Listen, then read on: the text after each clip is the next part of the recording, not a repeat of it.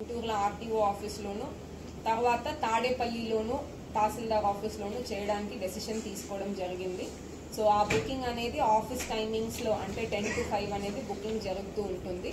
ఈ బుకింగ్ చేసుకున్నప్పటికీ క్లియర్గా ఆ కన్జ్యూమర్కి శాండ్ ఏ వెహికల్ ద్వారా వెళ్తుంది, ఆ వెహికల్ ఏ డేట్కి ఏ టైం స్లాట్కి అక్కడ స్టాక్ యార్డ్ దగ్గరికి వెళ్ళాలనేది క్లియర్గా ఇవ్వడం జరుగుతుంది.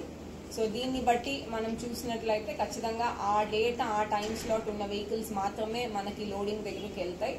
సో అలా మనము ఒక్కొక్కరికి వెయిటింగ్ అనేది అక్కడ తగ్గించేసేసి ప్రాపర్గా వాళ్ళు బుక్ చేసిన ఏ రోజు అయితే బుక్ చేసుకున్నారో ఆ రోజు మాత్రమే వచ్చి తీసుకెళ్లే అవకాశం అనేది కలిగిస్తున్నాము.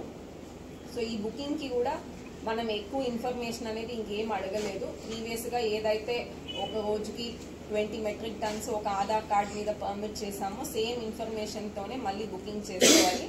చేసినప్పుడు కన్జ్యూమర్ నేమ్, ఆధార్ నంబర్, తర్వాత ఫోన్ నంబర్ అండ్ ఎక్కడ వెళ్ళి డెలివరీ చేస్తారు ఈ ఇన్ఫర్మేషన్ కరెక్ట్గా నమోదు చేసి ఎన్ని టన్నులు కావాలో బుక్ చేసి పేమెంట్ కూడా చేసుకొని టేకింగ్ తీసుకొని వెహికల్స్ని రిజిస్ట్రేషన్ చేయడం జరుగుతుంది.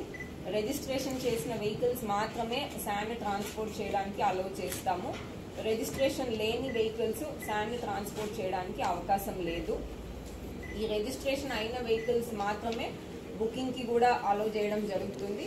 బుకింగ్ చేశాక ఆ స్లిప్ తీసుకెళ్లి చెక్ పోస్ట్లో ఇచ్చుకొని వెహికల్ లోపల అక్కడ ఉన్న లైన్లో పెట్టుకొని అక్కడ లోడింగ్ చేసుకొని మళ్ళీ రావడానికి మనం ఇప్పుడు ఈ సిస్టమ్ అనేది ఏర్పాటు చేస్తున్నాము. మనకు అక్కడ స్టాక్ యార్డ్ దగ్గర కూడా లోకల్ ఇంటర్ఫరెన్స్ కానీ ఏది కూడా ఉండకుండా చేయాలనే ఉద్దేశంతో అక్కడ లోకల్ వెహికల్స్ అన్నా బయట నుంచి వచ్చిన వెహికల్స్ అన్నా లారీసు, ట్రాక్టర్స్, టిప్పర్స్ అందరికీ కూడా ఒకటే లైన్ అనేది మెయింటైన్ చేస్తామని కూడా చెప్పడం జరిగింది. సో అందరూ వచ్చిన ఆర్డర్లో ఒకటే లైన్లో ఉంటారు. ఆ ఒకటే లైన్లో వాళ్ళు కంటిన్యూ చేసి వెళ్ళేలాగా మనము చర్యలు అనేది తీసుకోవడం జరిగింది. తర్వాత ఎంట్రీ రూట్, ఎగ్జిట్ రూట్ కూడా క్రిస్క్రాస్ కాకుండా ఎంట్రీకి స్టాక్ యార్డ్కి వెళ్ళడానికి ఒక రూట్, స్టాక్ యార్డ్ నుంచి బయటకు రావడానికి ఒక రూట్ అనేది మనము పెట్టడం జరిగింది. సో లారీ ఓనర్స్ కానీ ట్రాన్స్పోర్టర్స్ కానీ అక్కడికి అందరూ కూడా ఈ చెక్ పోస్ట్లో మీ స్లిప్స్ తీసి చూపించడము, ఎంట్రీ ఎగ్జిట్ రూట్స్ పాటించడము, పార్కింగ్ అన్నెసెసరీగా పెట్టుకోకుండా బుకింగ్ ఉన్న వాళ్ళే ఆ రోజు రావడము, ఇవన్నీ కూడా అందరూ కూడా పాటించాలని కూడా అందరినీ కోరుకుంటున్నాము.